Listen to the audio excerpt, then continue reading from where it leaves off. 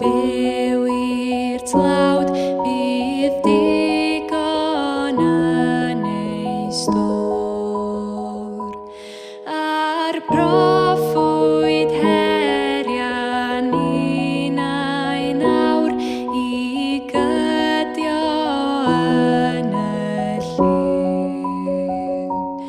Cliw alwad heddiw frenin nef, gwna brif ffordd sydd i ddew.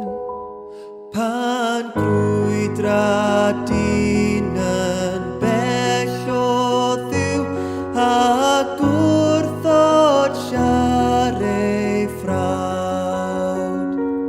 Caiff yntau weld mae golyd gwir i'w rhannu gyda'r tlawd. Rost elw ffrind i broffwyd nawr, yw neges bydd yn drwg. Cliw alwad heddiw frenin nef, gwna brif ffordd sydd i ddiw.